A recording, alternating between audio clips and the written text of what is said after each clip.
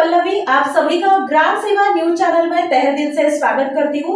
ग्राम सेवा news channel Maharashtra में Bhiwandi, Shirdi, Surat, Nashik, Solapur, Bangalore in सभी शहरों में गुजराती के साथ साथ मराठी, तेलुगु और हिंदी माध्यम के द्वारा प्रसिद्ध हुए। आज ही ग्राम सेवा न्यूज चैनल को सब्सक्राइब करें, शेयर करें और लाइक करें। तेलुगू भाषाभिवृद्धी सार्वजनिक ग्रंथालयम तर्फे तेलुगू लेखन वाचन शिबिराचा निरोप समारंभ।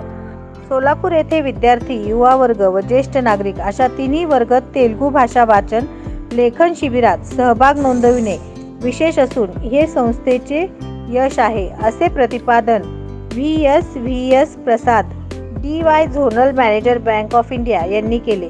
सालाबाद प्रमाणे तेलुगू भाषाभिवृद्धी सार्वजनिक ग्रंथालय सोलापूर यांच्या वतीने आयोजन केलेल्या तेलुगू भाषा वाचन व लेखन शिबिराचे समारोप प्रसंगी ते बोलत होते। व्यासपीठावरती श्री नरसिंह आसादे, माजी अध्यक्ष मोची समाज, तसेच हनुमंतू सायबोळू व नागेश म्हेत्रे, अंबादास कुडक्याल, मल्लिकार्जुन कमटम, बालराजू बोल्ली, तिप्पण्णा गणेरी यांची उपस्थिती होती। प्रारंभी तेलुगू तल्ली प्रतिमेचे पूजन मान्यवरांच्या हस्ते करण्यात आले। उपस्थित मान्यवरांचा सन्मान यावेळी करण्यात आला। यंदाच्या या वाचन लेखन शिबिरात 40 जणांचा सहभाग होता। त्यांना प्रमाणपत्र, पुष्पगुच्छ देऊन सन्मान करण्यात आला। तेलुगू मराठी पुस्तिका पुंडलिक ताटीपामुल पंतलू यांच्या वतीने देण्यात आली।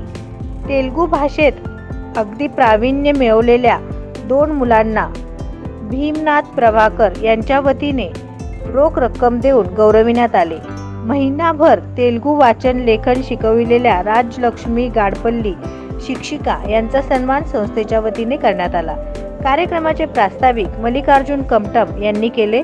सूत्रसंचालन रेणुका बुधाराम यांनी केले, तर आभार तिप्पण्णा गणेरी यांनी मानले। यावेळी यल्लप्पा येल्दी, श्रीनिवास गाली, नरेंद्र गुंडेली, श्रीनिवास येनगंदुल, ओम प्रकाश कमटम, विजया लक्ष्मी गुडूर, मीना गायकवाड, पुरुषोत्तम बुधाराम आदी उपस्थित होते।